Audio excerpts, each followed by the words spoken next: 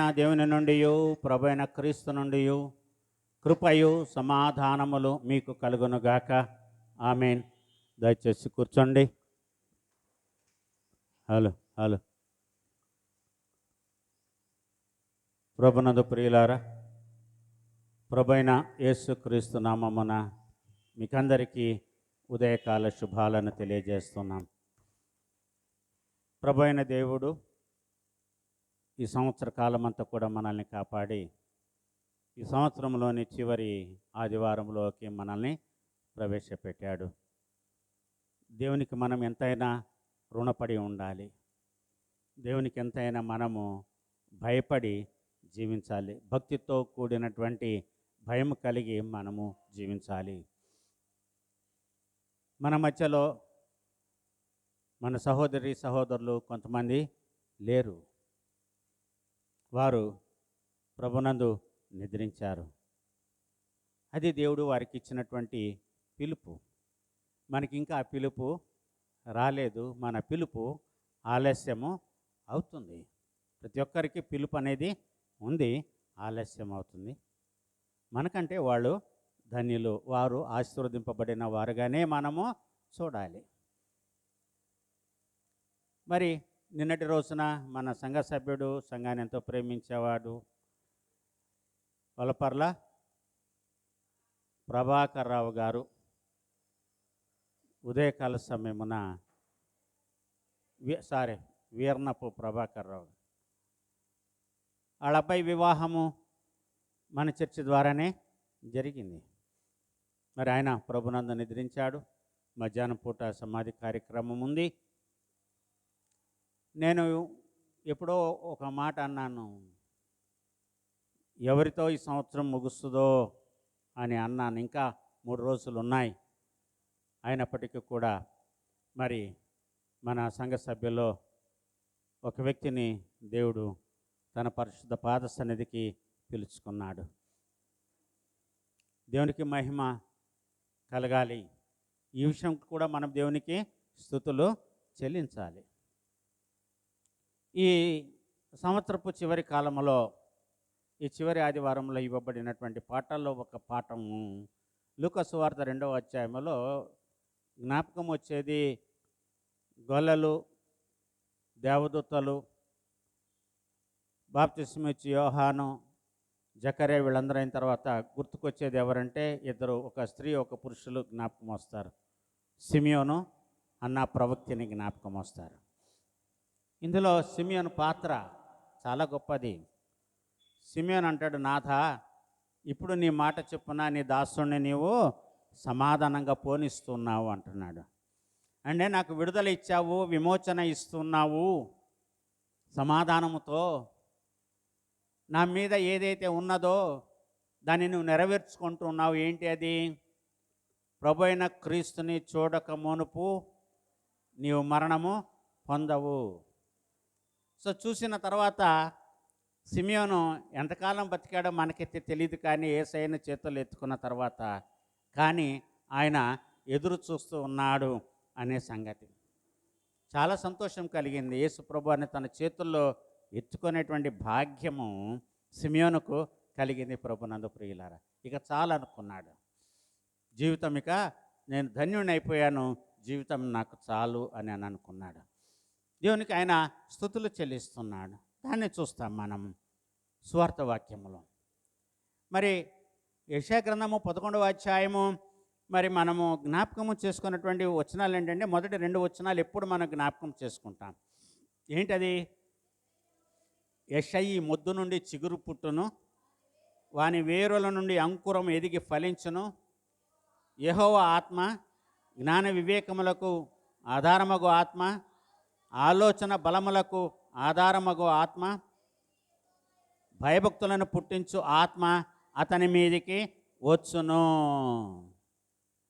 ఎవరి మీదికి వస్తుంది? యెషయి మొద్దు నుంచి పుట్టినటువంటి వేరు చిగురు, అంటే దావీదు సంతానములో నుంచి వచ్చినటువంటి దావీదు కుమారుడైనటువంటి యేసుక్రీస్తును గురించి ప్రవక్త అయినటువంటి యెషయా ప్రవచించినటువంటి ప్రవచనము ఈ రోజున మనము జ్ఞాపకము చేసుకుంటున్నాం.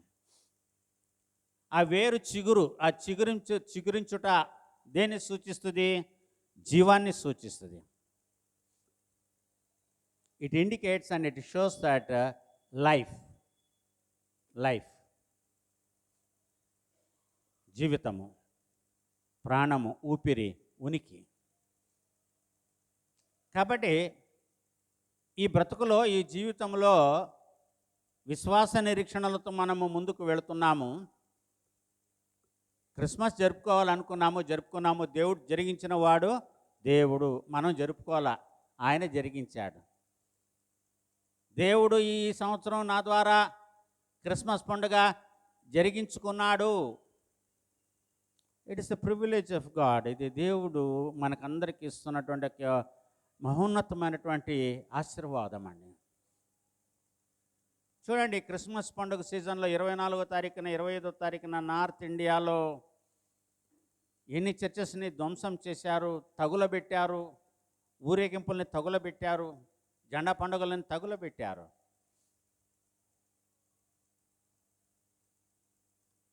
ఒక వ్యక్తి గట్టిగా కేకలు వేసినటువంటి వ్యక్తి, మేము బైబిల్ని ఫాలో అవ్వాల్సిన అవసరం లేదు, ఈ బైబిల్ ఉండకుండా చేస్తాము అని పలికినటువంటి ఒక వ్యక్తి పిచ్చోడైపోయి, నాకు ఎవరైనా శరణం ఇవ్వండి, నేను బ్రతకాలనుకుంటున్నాను, నన్ను క్షమించి నేను మనశ్శాంతిగా బ్రతకడానికి ఎవరైనా నాకు ఆశ్రయం ఇవ్వండి అని వేడుకుంటున్నాడు. ప్రభునందు ప్రియులారా, ఇస్లాం మతంలో ఉండి హిందూ మతాన్ని స్వీకరించి, హిందూ మతంలో వేదాలన్నీ చదివి క్రైస్తవ్యాన్ని ధిక్కరిస్తూ, క్రైస్తవాన్ని దూషిస్తూ ఇప్పుడు ఏ స్థితికి దిగజారాడంటే, నేను బ్రతకాలనుకుంటున్నాను, నాకు ఎవరైనా కూడా మీ శరణు జొచ్చుతున్నాను, నాకు ఎవరైనా కూడా ఆశ్రయము ఇవ్వండి. మన దేవుడు నిజము కాబట్టి, ఆయనకి ఎప్పుడు ఏది చేయాలో దేవునికి తెలుసు కాబట్టి, ఎవరైతే క్రైస్తవ్యాన్ని దూషిస్తున్నారో, క్రైస్తవులను హింసిస్తున్నారో, నిందిస్తున్నారో, అటువంటి వారు ఇటువంటి పరిస్థితుల్ని ఎదుర్కోక తప్పదు. అట్లని క్రైస్తవులమైనటువంటి మనము గర్వముతో ఉండకూడదు. తగ్గింపునే మనము కలిగి జీవించాలి. ఒక పక్కన వాళ్ళని క్షమించమని వేడుకుంటూ మనము ప్రతిఘటించాలి, ధైర్యంగా ఎదుర్కోవాలి. కారణం ఏంటంటే, యెషయి మొద్దు నుండి చిగురు అంటే జీవితము. దేవుడు మనల్ని చిగురింపచేస్తాడు. కేవలం ఒక వసంత కాలములోనే కాదు, దేవుడు మనల్ని చిగురింపచేసేది కేవలం ఒక వసంత కాలములోనే కాదు. ఆకు వాడక తన కాలమందు ఫలమిచ్చు చెట్టు వలె, తన కాలమందు అంటున్నాడు అక్కడ. ఆ కాలము అనేటువంటి మాటకు సంకేతం ఏంటంటే, మళ్ళీ వసంత కాలము అనే కాదు. దేవుని బిడ్డలు ఏ కాలములోనైనా చిగురిస్తారు. దేవుని నమ్ముకున్నవారు ఏ కాలములోనైనా వాళ్ళు చిగురిస్తారు. చిగురించడం అంటే 2020-21 సంవత్సరంలో 19-20వ సంవత్సరంలో ఘోరమైనటువంటి తెగులు వచ్చినప్పుడు, ప్రపంచం అంతటా కోవిడ్ వచ్చినప్పుడు, పనులు లేనప్పుడు, ఇళ్లల్లో ఉన్నప్పుడు మనం కడుపు నిండా అన్నం తిన్నామా లేదా? తిన్నాము. బయటికి రాకూడని పరిస్థితుల్లో పనులు లేనటువంటి కాలమున ఆకలితో చనిపోయిన వాళ్ళు ఎక్కడ కూడా కనపడలా. ఏ దేశంలో కూడా ఆకలితో చనిపోయిన వాళ్ళు కనపడలేదు. భిక్షగాళ్ళు కరోనాతో చనిపోయినట్లుగా ఎక్కడ కూడా ఏ వార్తల్లో కూడా మనము చూడలేదు. అది సమృద్ధి అంటే. ఆకువాడక తన కాలమందు ఫలం ఇచ్చి చెట్టు వలె ఉండును అంటే, అటువంటి క్లిష్ట పరిస్థితుల్లో కూడా దేవుడు పోషించి బ్రతికించేవాడు. ఈ విశ్వాసము మనకందరికీ ఉండాలి. ఈరోజు ఇవ్వబడుతున్నటువంటి యొక్క వాగ్దానాలన్నీ కూడా మనం చూసినప్పుడు దేవుడు ఎంత నమ్మదగినటువంటి దేవుడు, ఎంత గొప్పవాడు, ఎంత కృప కలిగినటువంటి దేవుడు, ఎంత ప్రేమ కలిగినటువంటి దేవుడు అనే విషయము బైబిల్ మనకు తెలియచేస్తుంది. సో ఇందులో మనము సంతోషించాలి ప్రభునందు ప్రియులారా. చూడండి ఏమంటున్నాడు ఆయన, యెహోవా భయము అతనికి ఇంపైన సువాసనగా ఉండను, కంటి చూపును బట్టి అతడు తీర్పు తీర్చడు, తాను వినుదానిని బట్టి విమర్శ చేయడు, నీతిని బట్టి బీదలకు తీర్పు తీర్చును, భూనివాసులలో దీనులైన వారికి యథార్థముగా విమర్శ చేయును, తన వాగ్దండము చేత లోకమును కొట్టును, తన పెదవుల ఊపిరి చేత దుష్టులను చంపును, అతని నడుముకు నీతియు అతని తుంట్లకు సత్యమును నడికట్టుగా ఉండును. నీతి సత్యము నడికట్టుగా ఉంటాయి. పౌలు ఎఫెసీయులకు రాసిన పత్రిక 6వ అధ్యాయము 14వ వచనములో దేవుడిచ్చే సర్వాంగ కవచాన్ని గురించి మాట్లాడుతూ ఒక మాట చెప్పాడు. ఎలాగనగా మీ నడుమునకు సత్యమును దట్టి కట్టుకొని నీతి అను మై మరువు తొడుగుకొని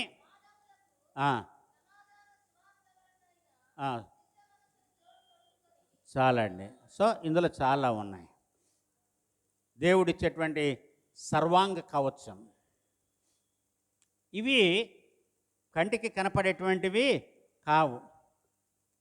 ఇవన్నీ ఏంటంటే హృదయానికి మనసుకి సంబంధించినటువంటివి. Protect your self. దేవుడిచ్చేటువంటి సర్వాంగ కవచాలు చాలా చక్కగా ఉంటాయి. ఆ ఎఫెసీయులకు రాసిన పత్రిక 6వ అధ్యాయంలో ప్రభునందు ప్రియులారా. అందుకని ఇక్కడ ఏమంటున్నాడంటే అతని నడుముకు నీతియు అతని తుంట్లకు సత్యమును నడికట్టుగా ఉండును. ఇవి రెండు నడికట్లుగా ఉంటాయి అంట. సో నడికట్టు ఎవరెవరు నడికట్టు కట్టుకుంటారు ఈ రోజున? నడికట్టు బైబిల్లో దేనికి సూచనగా ఉన్నది? యాజకులు కట్టుకునేటువంటి నడికట్టు ఏంటి? బాలింతలు కట్టుకునేటువంటి నడికట్టు ఏంటి? అవునా?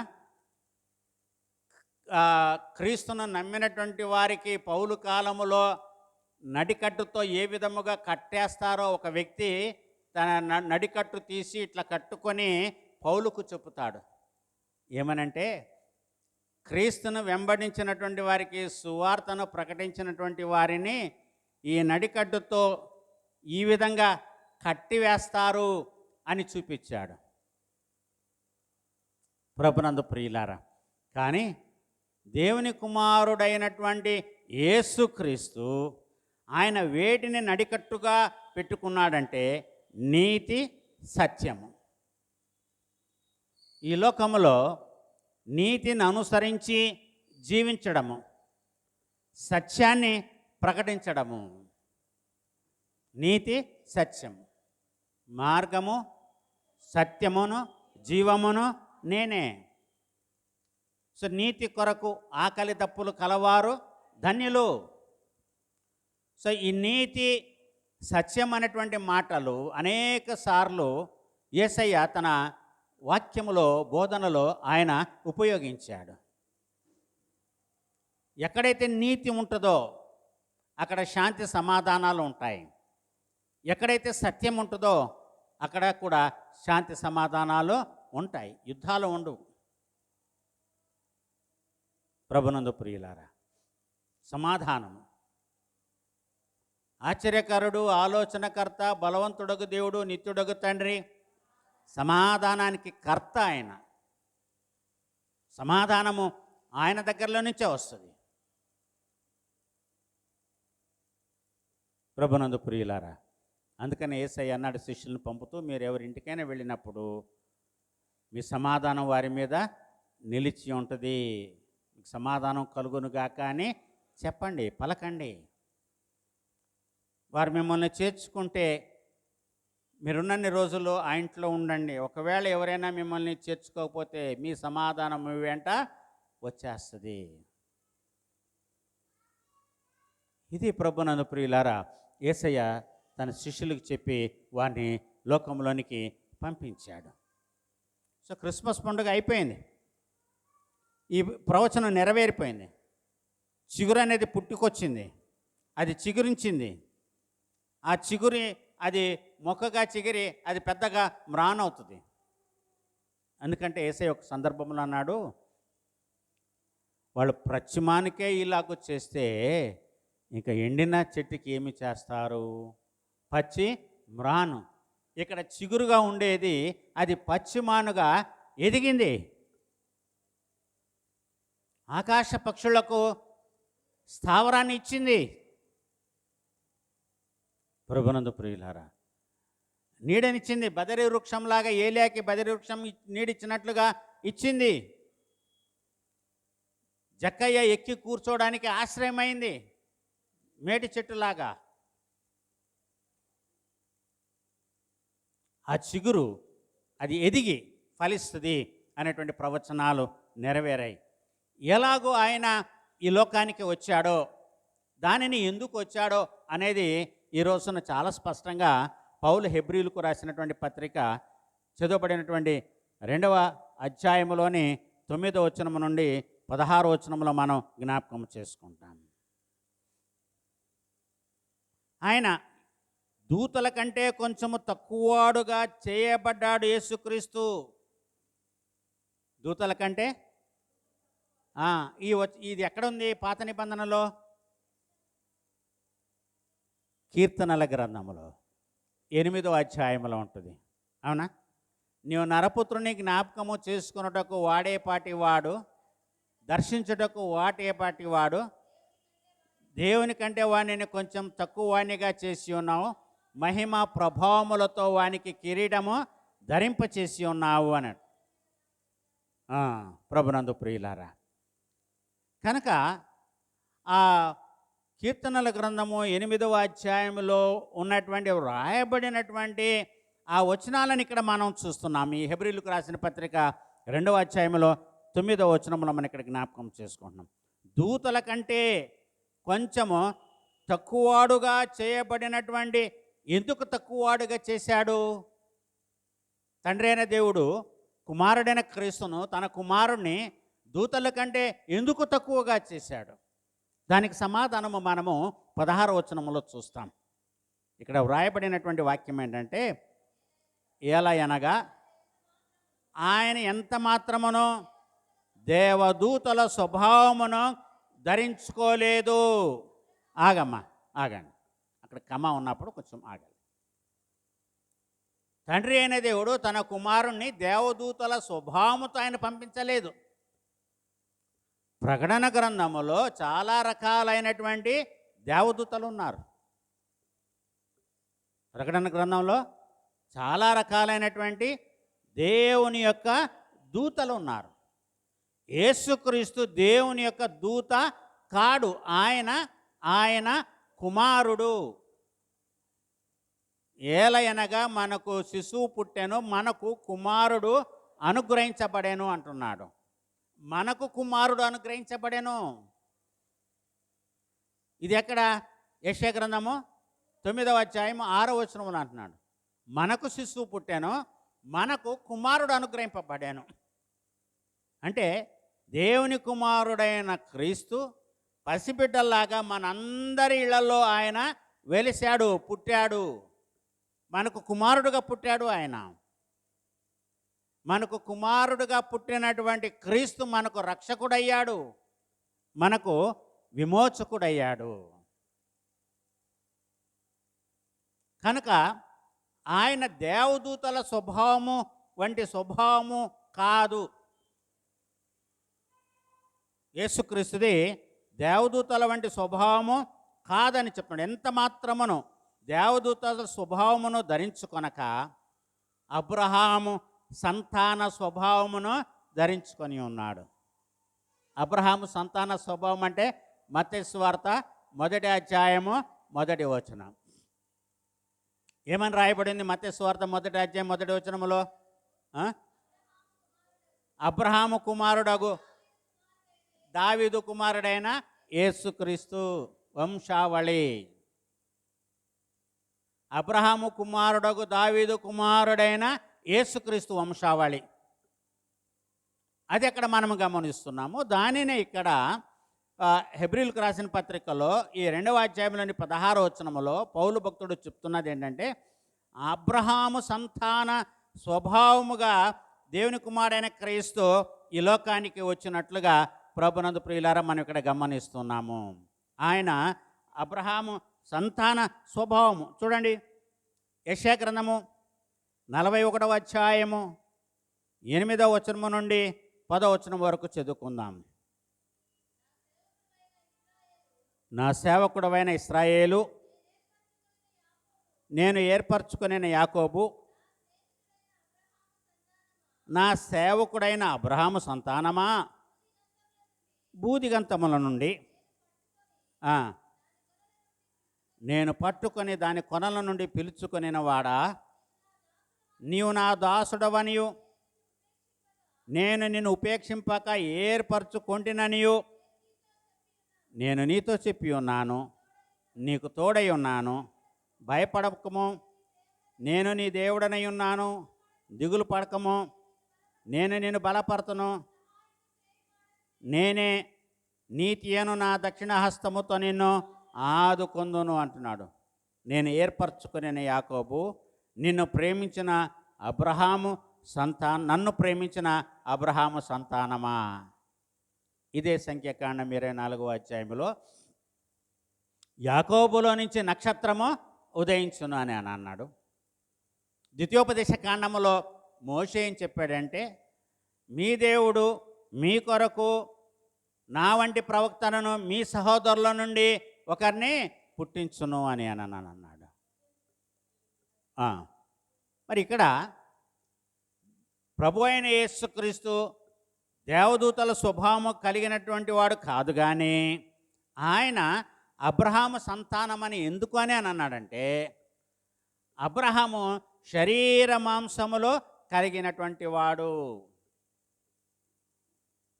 దేవదూతలు ఆత్మస్వరూపులే.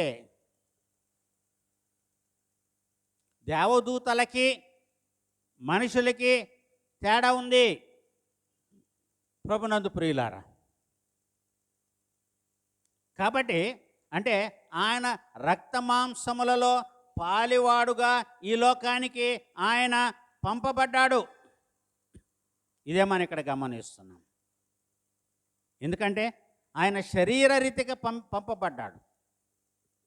యోహాను సువార్త 1వ అధ్యాయము 14వ వచనంలో ఆ వాక్యము శరీరధారి అయి కృపా సత్య సంపూర్ణుడిగా మన మధ్యన నివసించాను అని యోహాను భక్తుడు సాక్ష్యం ఇచ్చాడు.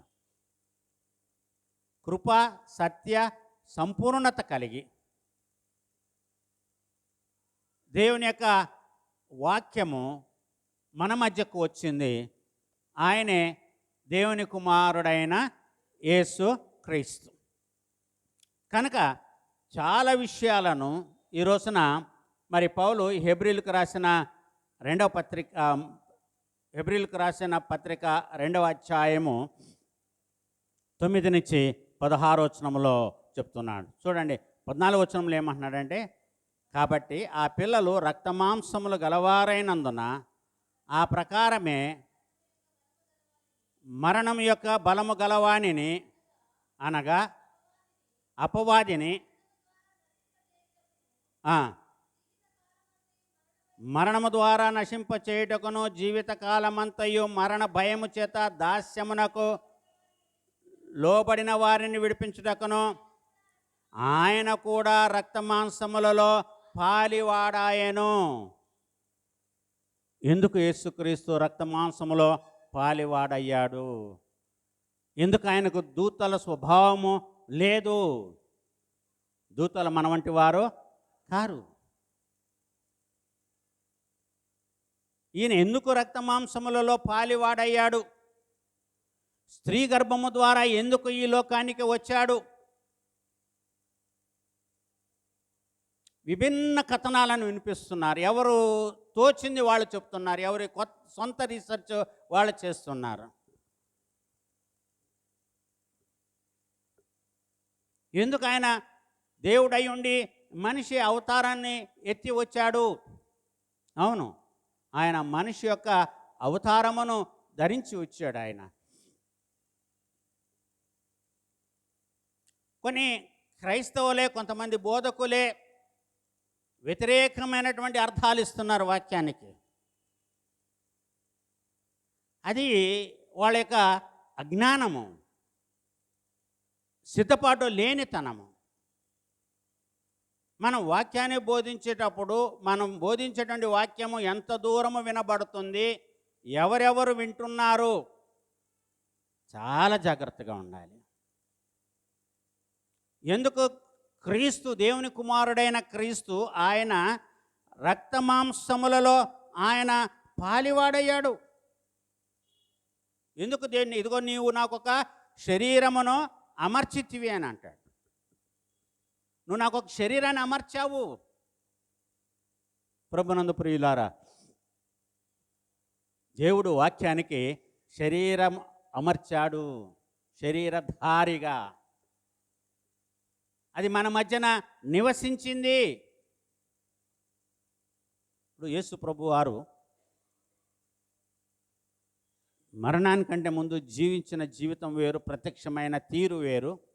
ఆయన మరణించి లేచిన తర్వాత 11 సార్లు ఆయన శిష్యులకు ప్రత్యక్షమయ్యాడు. అది వేరు.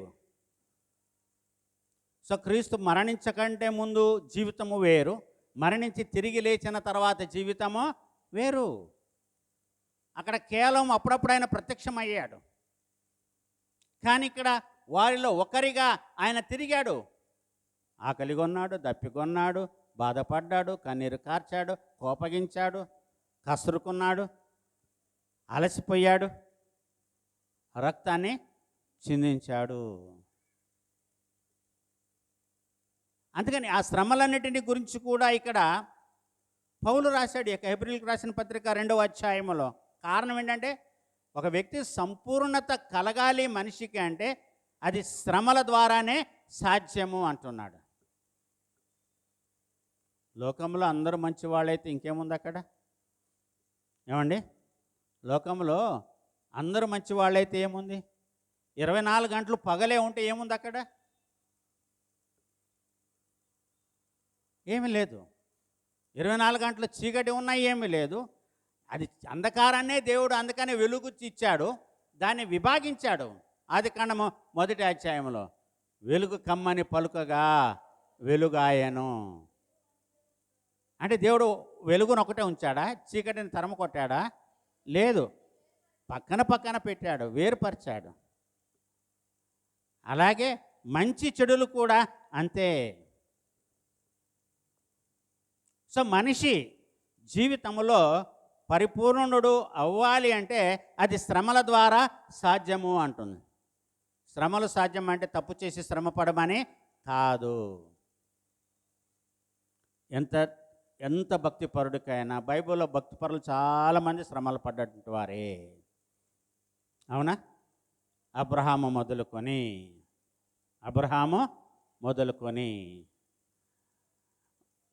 మొదటి ఆదాము మొదలుకొని చివరి ఆదామైన క్రీస్తు వరకు అందరూ కూడా శ్రమలు పొందినటువంటి వారే. క్రీస్తు తర్వాత ఆయన శిష్యులు, దాని తర్వాత వచ్చినటువంటి అపోస్తలులు, దాని తర్వాత కాలంలో వచ్చినటువంటి సేవకులు, బోధకులు, మిషనరీలు, వీళ్ళు దేనికోసము శ్రమలు ఈ లోకంలో ఇప్పుడు రక్తమాంసాలు లేనటువంటి వాడికి ఏ స్పర్శ కూడా తెలియదు.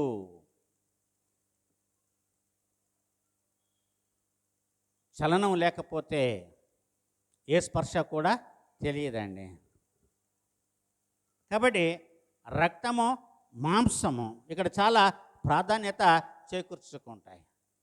కాబట్టి ఈ విషయాన్ని మనము బహుశా నాకు తెలిసినంత వరకు యోహాను రాసినటువంటి మొదటి పత్రికలో మనం ఇక్కడ జ్ఞాపకం చేసుకుంటాం. ఏంటంటే, సాక్ష్యం ఇచ్చువారు 3 ఎవరెవరు? ఆత్మయు, నీళ్లు, రక్తము. అవునా? ఇదో చూచుచున్నవాడు సాక్ష్యం ఇచ్చుచున్నాడు.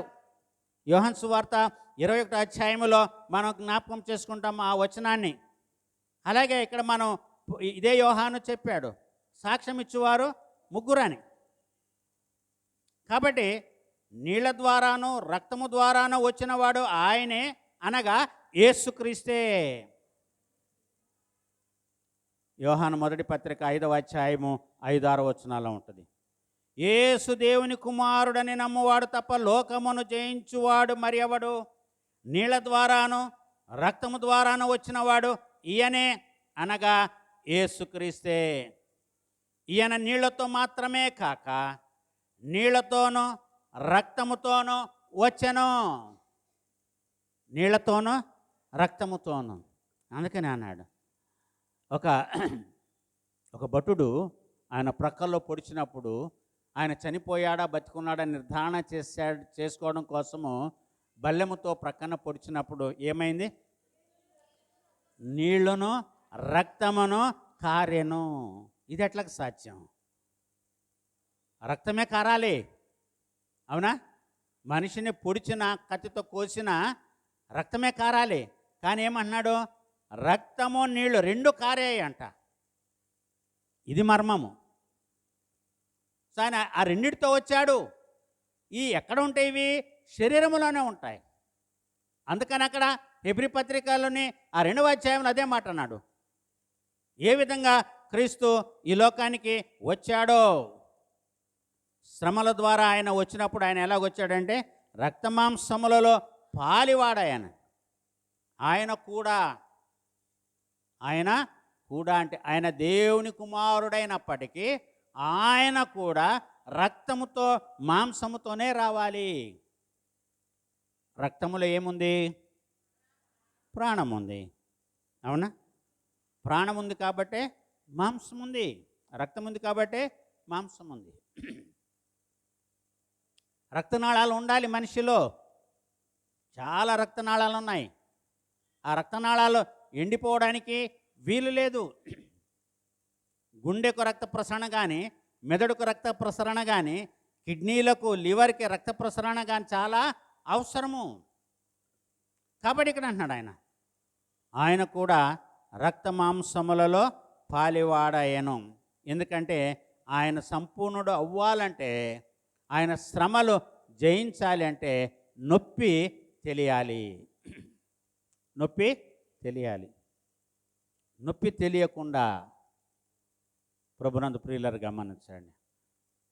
ఒక వ్యక్తి ఏం చేస్తున్నాడంటే పెద్ద బాండ్లీలో నూనె కరిగిన తర్వాత పకోడీలు వేసి గంటె సహాయం లేకుండా చేత్తో తిప్పాడు. గంటె సహాయం లేకుండా చేత్తో తిప్పుతున్నాడు. దాని అర్థం ఏంటి? ఆ చేతికి స్పర్శ లేదు,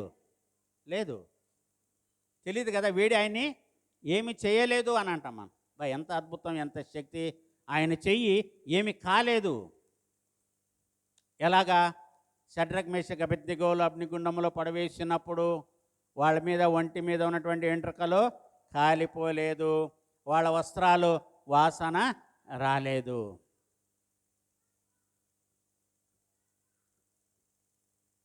ఇక్కడ మనిషి శ్రమపడి ఆయన నలుగుగొట్టబడి సంపూర్ణుడు అవ్వాలి.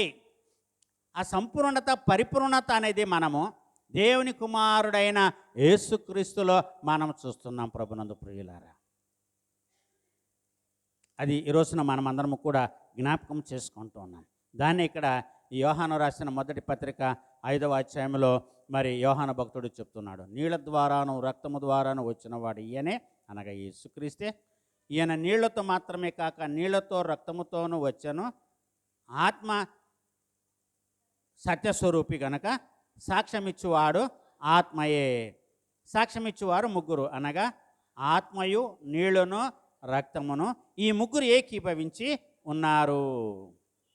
ఇది చూపిస్తున్నాడు ఇక్కడ ఈ హెబ్రీలకు రాసిన పత్రిక 2వ అధ్యాయంలో అపోస్తుడైనటువంటి పౌలు వాటిని చూపిస్తున్నాడు. క్రీస్తు ఏ విధముగా వచ్చాడు, ఈ లోకములో ఆయన ఏ విధముగా జీవించాడు అనడానికి సాక్ష్యాధారాలు ఈ రోజున ఈ పత్రిక వాక్యము చాలా స్పష్టంగా మనతో మాట్లాడుతుంది. సో మనిషి చివరికి అల్టిమేట్గా తృప్తి పొందడానికి నాకు ఒక నిరీక్షణాస్పదం ఉంది. నేను దేవుని కుమారుడిని నేను చూచాను. గుడ్డివాళ్ళు నమ్మారు. దావీదు కుమారుడా నన్ను కరుణించమన్నాడు. గుడ్డివాడు యేసు మార్గం గుండా వెళుతున్నాడంటే ఆయన ఏమన్నాడు? యేసు దావీదు కుమారుడా నన్ను కరుణించు. ఏంటి, ఎందుకు నన్ను కేకేశావు? దేనికోసం నన్ను దావీదు కుమారుడని పిలిచావు? నీకేం కావాలి అన్నాడు. నాకు చూపు కావాలి అని అన్నాడు. అంటే దావీదు కుమారుడికి చూపునిచ్చేటువంటి శక్తి ఉంది అని ఆ గుడ్డివాడికి ఎవరు చెప్పారు? ప్రభునందు ప్రియులారా, మనం ఆలోచించాలి. సైతానంది అపవాదం, దావీదు కుమారుడా, దేవుని కుమారుడా, నువ్వు అప్పుడే మమ్మల్ని నాశనం చేయ వచ్చావా అని అడిగాయి. నాతో ఏం పని నీకు? మమ్మల్ని అప్పుడే నాశనం చేయడానికి వచ్చావా అని అన్నాను. యేసయ్య వాటి నోరుని మూయించాడు. ప్రభునందు ప్రియులారా, అంటే వాటికి కూడా తెలుసు, సాతానుకు కూడా తెలుసు ఆయన దేవుని యొక్క కుమారుడు, ఆయన నరావతారమెత్తి ఈ లోకానికి వచ్చాడు అని. దాన్నే మరి ఇందాక చదువుకున్నటువంటి ఆ యోహాను రాసిన మొదటి పత్రికలోని 5వ అధ్యాయంలో మనం ఇక్కడ చెప్తున్నాం.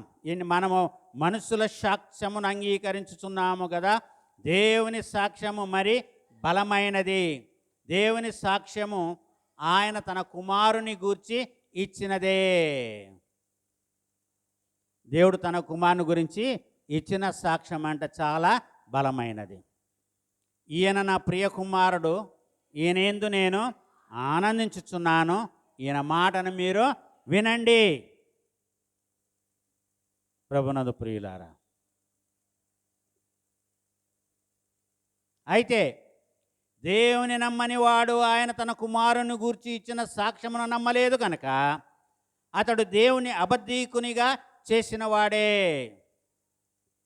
ఆ సాక్ష్యం ఏమనగా, దేవుడు మనకు నిత్య జీవమును దయచేశాను.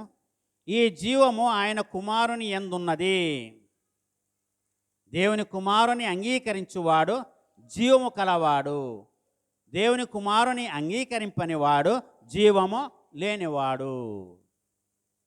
సో ఎవరైతే దేవుని కుమారుని అంగీకరిస్తారో వాళ్ళందరిలో కూడా జీవం ఉంది. మార్గము, సత్యము, జీవము నేనే. అది అక్కడ యేసు ప్రభువారు చెప్పినటువంటి మాట. ఇక్కడ ఈ యోహాను పత్రిక మొదటి పత్రిక 5వ అధ్యాయంలో ఇది 10-11 వచనాలకు కూడా మనము ఇక్కడ గమనిస్తున్నాం. ఈ జీవము ఆయన కుమారుని యందు ఆయన ఉంచాడు నిత్య జీవాన్ని. కాబట్టి ఆయన నామమందు విశ్వాసం ఇచ్చిన వారందరూ కూడా, ఆయన చూచిన వారందరూ కూడా, ఎవరైతే ఆయన విశ్వసిస్తారో నమ్ముతారో దేవుడు అటువంటి వారికి అందరికీ కూడా నిత్య జీవాన్ని ఇస్తాడు. ప్రభునందు ప్రియులారా, అందుకనే ఆయన ఈ లోకానికి నరావతారిగా వచ్చాడు. ఆ యొక్క ప్రవచనము నెరవేర్పుని మనము సిమియోను యొక్క జీవితంలో మనము చూస్తున్నాం. చదువుబడినటువంటి సువార్త వాక్యమైన లూకా సువార్త 2వ అధ్యాయము 22వ వచనము నుండి 32వ వచనములో అన్నాడు, నాథ ఇప్పుడు నీ మాట చొప్పున పోనిస్తున్నావు. నా మాట కాదు, నీ మాట. మనం అనుకునే మాట కాదండి, దేవుని యొక్క మాట. ఏంటి అది చూడండి, నీ మాట చొప్పున సమాధానముతో నువ్వు పోనిస్తున్నావు. అన్యజనులకు నిన్ను బయలుపరచుటకు వెలుగుగాను, నీ ప్రజలైన ఇశ్రాయేలుకు మహిమగాను, నీవు సకల ప్రజల ఎదుట సిద్ధపరచిన నీ రక్షణ నేను కన్నులారా చూచి తిని అన్నాడు. అబద్ధం చెప్తున్నాడా, నిజం చెప్తున్నాడా? రక్షణను చూచాను అని అన్నాడు. అంటే శిశువైన బిడ్డని ఎత్తుకొని నువ్వు పుట్టావు, ఇది నెరవేరింది కాబట్టి ఇశ్రాయేలుకు రక్షణ వచ్చింది, నేను చూసేశాను అని ఆయన అన్నాడు. ఇక నేను చనిపోయినా నాకు పర్వాలేదు అన్నాడు. నువ్వు జన్మించావు, ప్రవక్తలు చెప్పింది నేను నమ్మలేదు, అది చూసే వరకు నేను చనిపోనని నువ్వు అది ఆశీర్వాదమో శాపమో నన్నైతే బతికించావు, నీ కుమారుని తీసుకొచ్చి నా చేతుల్లో పెట్టావు. సో ఈ రక్షణ నిజమే. ఎంత సమాధానంతో నేను పోతున్నాను, అసమాధానము కాదు. ఈ లోకాన్ని విడిచి వెళ్ళేటప్పుడు కూడా మనము సమాధానంగా వెళ్ళాలి, సమాధానముతో వెళ్ళాలి. అసమాధానముతో మనము వెళ్ళకూడదు. సమాధానముతో జీవిస్తే సమాధానముతో వెళతాము. సమాధానం మనకి ఎవరు ఇవ్వరు. సమాధానం డబ్బులు పెట్టి కొనుక్కుంటే వచ్చేది కాదు. ఎవరికి వాళ్ళు సంపాదించుకోవాల్సినటువంటి ఒక ఆభరణం అది సమాధానం అనేది. అది పాడుకుంటాం, నీ సమాధానము దాసోనికి ఇప్పుడు నాదా దేవా. అందుకనండి ఏంటి ఆయన ప్రభువైన యేసుక్రీస్తుని గురించి ఇచ్చినటువంటి సాక్ష్యం ఏంటి? అన్యజనులకు నిన్ను బయలుపరచడం కోసము వెలుగుగా, నీ ప్రజలైన ఇశ్రాయేలుకి మహిమగా నీవు సకల ప్రజల ఎదుట సిద్ధపరిచిన నీ రక్షణ నేను కనులారా చూశానన్నాను. నేను చూసేశానయ్యా, ఇంకా నాకు చాలు. చూడండి, యెషయా గ్రంథము 40వ అధ్యాయము 5వ వచనాన్ని చదవండి. 45.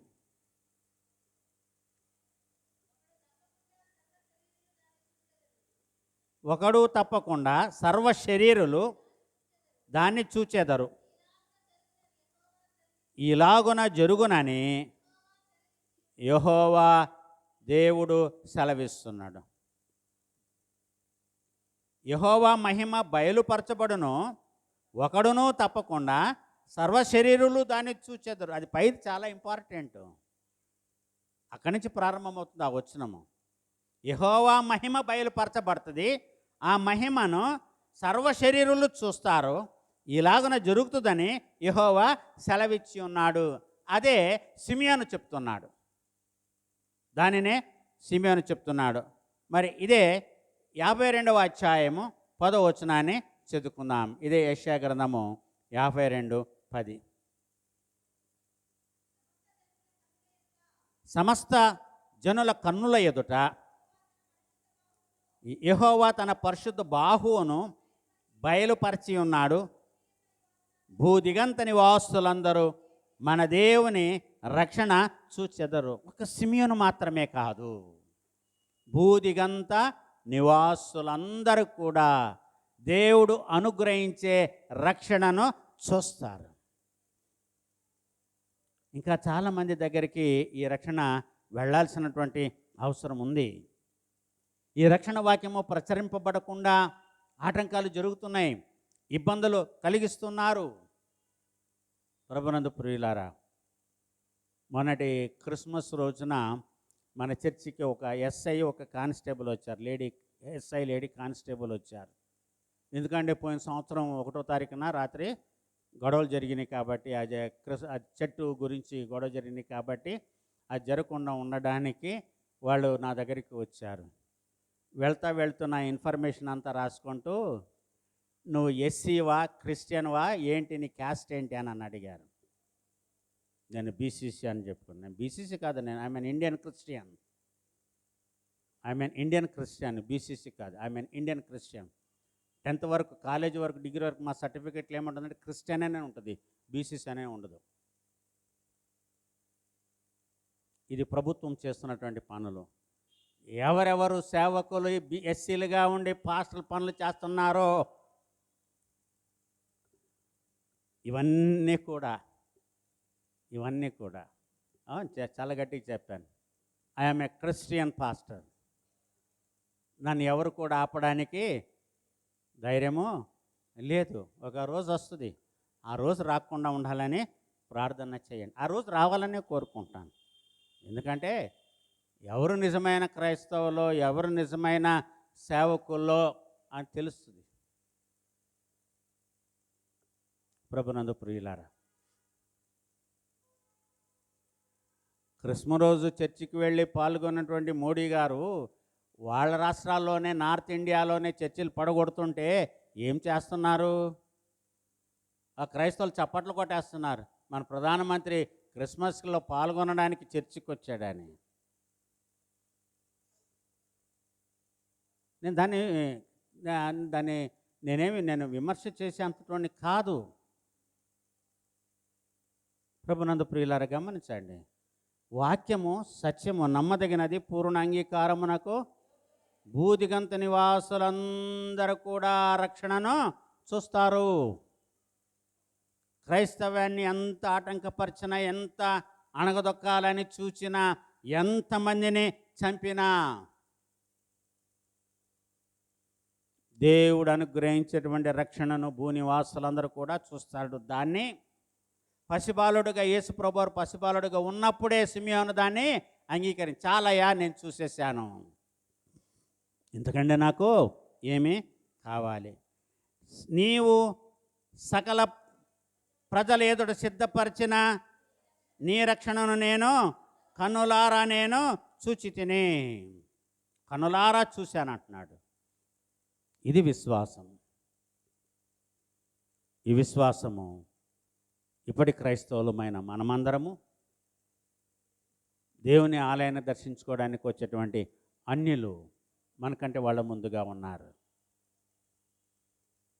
ఇక్కడ ఒక బస్తా ఉంది. ఒక హిందువు పోయిన సంవత్సరం ఇదే టైంలో మరపట్టించి బియ్యం ఒక బస్తా తీసుకొచ్చి చర్చిలో పెట్టి ప్రార్థన చేయించుకొని వెళ్ళాడు పోయిన సంవత్సరం. అదే వ్యక్తి మళ్ళీ ఈ సంవత్సరం వచ్చి, పేరు వెంకటేశ్వర్లు, మీరెవరు రాకముందు 9 గంటలకు వచ్చి పెట్టి ఇక్కడ నా దగ్గర ప్రార్థన చేయించుకొని వెళ్ళాడు, మనవడిని మనవరాల్ని తీసుకొచ్చి. అది విశ్వాసము.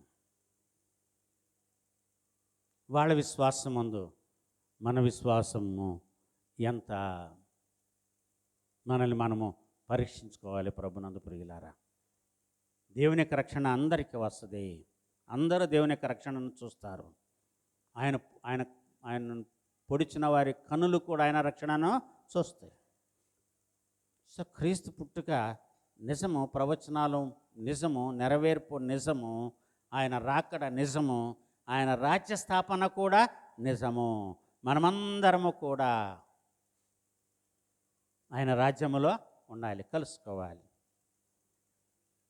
మళ్ళీ ఏ ఒక్కరు కూడా తప్పిపోకూడదు. ఏ ఒక్కరు కూడా తప్పిపోకూడదు. మనమందరం ఉండాలి అక్కడ. ప్రభునందు ప్రియులారా, అట్టి కృప దేవుడు మనకు అనుగ్రహించి తాను మహిమ పొందునుగాక. ఆమేన్. సమస్త జ్ఞానమునకు మించిన దేవునికి సమాధానము యేసుక్రీస్తు వలన మీ హృదయములకు, మీ తలంపులకు కావాలి నుండుగాక. ఆమేన్.